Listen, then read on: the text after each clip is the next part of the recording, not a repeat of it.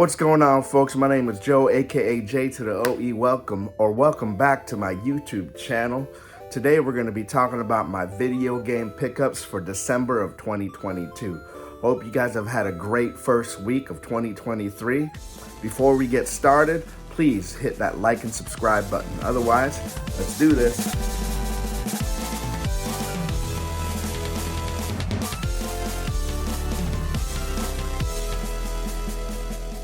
All right, some things real quick.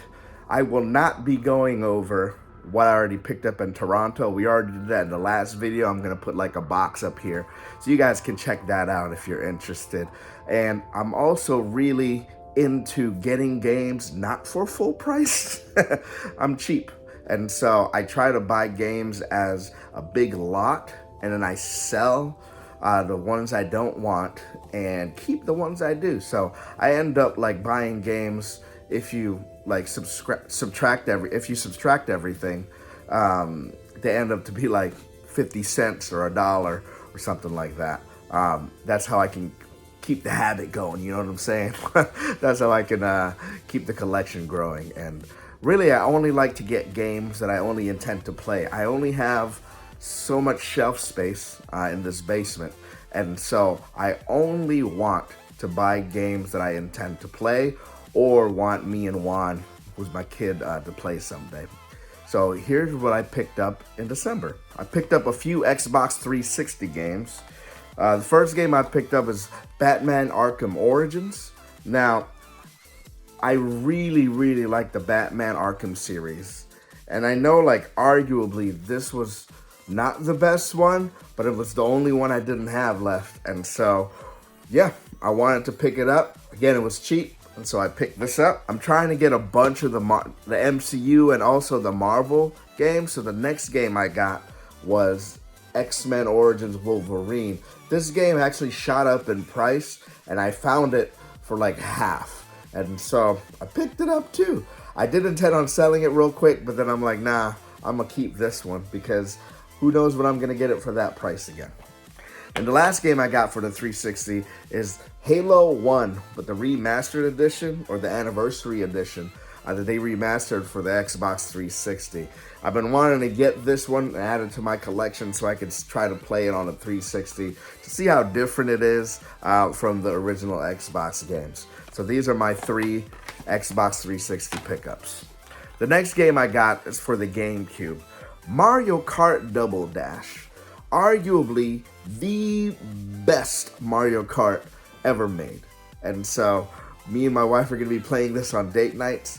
And I've been looking for this game. Yeah, there's no manual, but the game was in really great shape. And man, I was really happy to get this at the price. I didn't believe this was in the stack actually. And as soon as I found it, man, I'm like, okay, I'll take it. And yeah, Mario Kart Double Dash for the GameCube. This is where it's at right now. And as always, the pickups that I do the most are Switch. I love the Switch, man.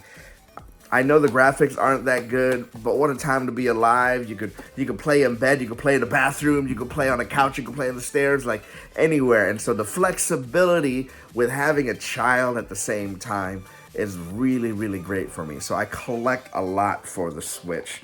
And so the first game that I got is Miitopia. I've been waiting for this game to go down in price, and I found it at a price that I really like. I really like turn-based RPGs, and then I could put my friends in these things, and I could make like one of my friends the villains, which is really hilarious. And so it's really fun for me to play this. The next is a limited run title. It finally came. It took about 9 months, but Star Wars Force Unleashed finally came out and finally got the physical. And I can't wait to kind of dig back into this. I think it's the Wii version, so it's a little bit different than what I was used to than the 360 version. So I'm excited to play through this a little bit. The next game I got, I didn't know I'd get, Bayonetta 2. This thing shot up in price and shot back down or something. I don't know. I got it for really cheap again. All these games I got for cheap. Not all these games, but most of these games I got for cheap.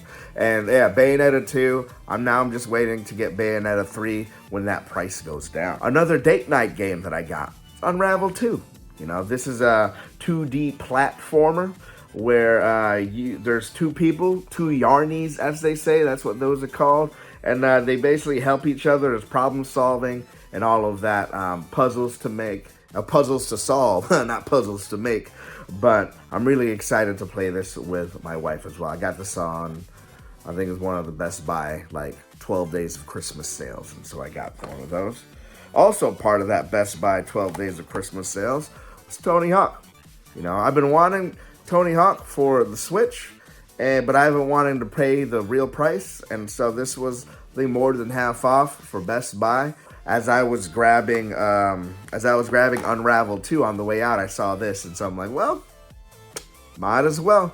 And so I got Tony Hawk Pro Skater 1 and 2 from there. The next game I got is like a weird or a hidden gem JRPG, Astria Ascending. What's really cool about this, it's a turn-based RPG, but what's really cool about this, it's all hand-drawn. Like, it was an indie RPG, and man, yeah, it's all hand-drawn, and it's beautiful. And the story's pretty decent. I mean, it's kind of like a basic JRPG. If you played one, you've played this one kind of thing as far as story. But man, all throughout the game, it's super beautiful. The combat is fun. And, you know, if you like JRPGs and the story's there, then you won't mind this. Speaking of stories, I got a super rare game.